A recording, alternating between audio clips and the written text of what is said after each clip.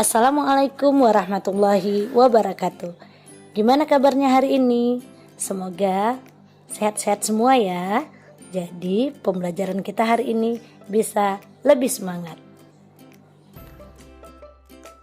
Pada pertemuan sebelumnya kita sudah membahas tentang ruang dan interaksi antar ruang.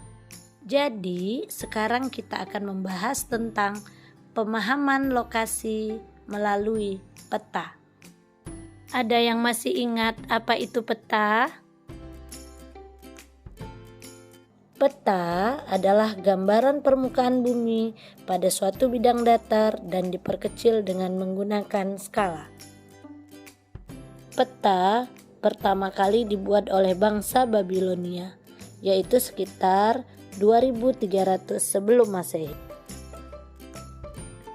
Orang yang ahli dalam pembuatan peta disebut sebagai kartografer, sedangkan ilmu yang mempelajari peta adalah kartografi.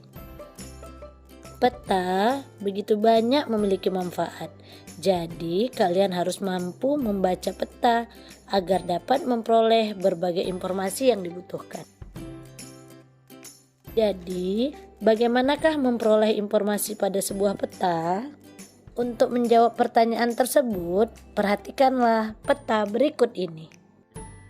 Sebuah peta terdiri atas beberapa komponen penyusunnya. Komponen penyusun peta terdiri atas judul peta, skala peta, orientasi utara, simbol peta, garis astronomis, invert, legenda, dan sumber peta. Sekarang kita bahas ya satu persatu dari komponen peta tersebut. Judul peta. Judul peta menunjukkan isi suatu peta. Sebagai contoh, judul sebuah peta, peta penggunaan lahan di Indonesia.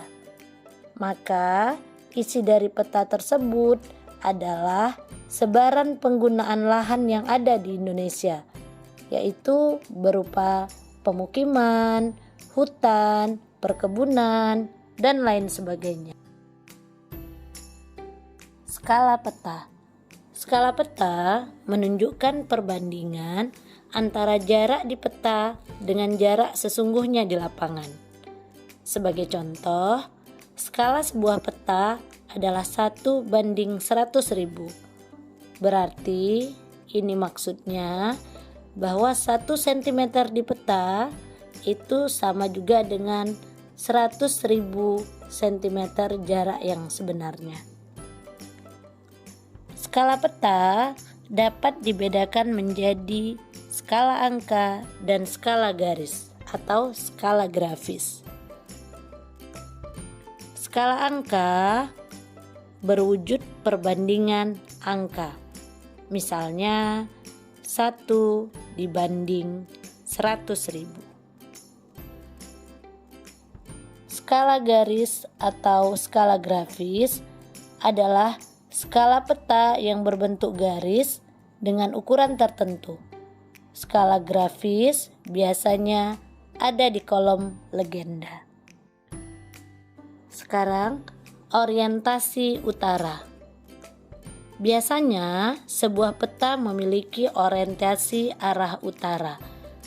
Bentuk orientasi ditunjukkan oleh simbol berbentuk panah dengan bentuk yang bervariasi. Ini ada beberapa contohnya ya nak ya, bisa dilihat. Simbol peta. Simbol peta adalah tanda khusus pada peta yang mewakili objek yang dipetakan. Berdasarkan bentuknya, simbol peta dapat dibedakan menjadi 4. Yang pertama, simbol titik. Simbol titik pada peta dapat beragam bentuknya. Ada yang berupa lingkaran, ada segitiga, ada bujur sangkar, dan lain sebagainya. Yang kedua, simbol garis. Simbol garis dapat digambar dalam beragam bentuk dan ukuran ketebalan. Jadi, simbol garis ini biasa digunakan untuk menggambarkan sungai, jalan raya, batas negara, dan lain sebagainya. Yang ketiga, simbol warna. Simbol warna digunakan pada peta dengan aturan tertentu. Contoh warna perairan, yaitu seperti sungai, danau, ataupun laut diberi warna biru. Untuk dataran rendah diberi warna hijau. Dan untuk dataran tinggi diberi simbol warna kuning ataupun coklat berdasarkan tingkat ketinggiannya. Yang keempat, simbol area. Objek yang digambarkan pada peta biasanya berupa ilustrasi dari objek yang ada di lapangan. Sebagai contoh, area berupa sawah digambarkan dalam bentuk poligon tertutup yang di dalamnya terdapat simbol tanaman padi. Garis koordinat. Garis koordinat adalah garis hayal pada peta berupa koordinat peta dalam bentuk garis lintang dan garis bujur.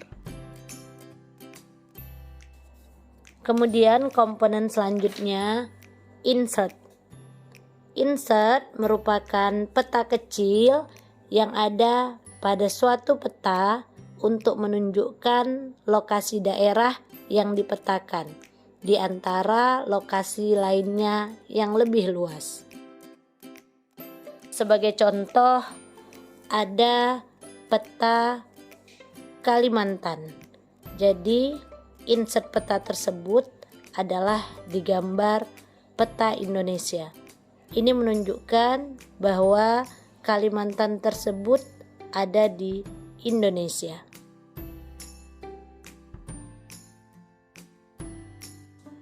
Legenda.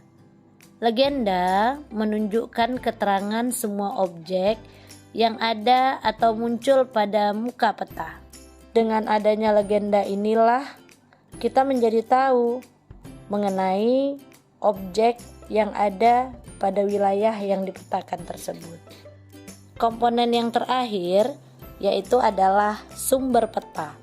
Sumber peta menunjukkan orang atau lembaga yang membuat peta. Dari sumber peta inilah diperoleh informasi untuk membuat peta, sehingga bisa dinilai kualitas peta yang dihasilkannya. Sampai di sini dulu ya video pembelajaran kita kali ini. Semoga apa yang kita pelajari hari ini bisa bermanfaat buat kita semua. Assalamualaikum warahmatullahi wabarakatuh.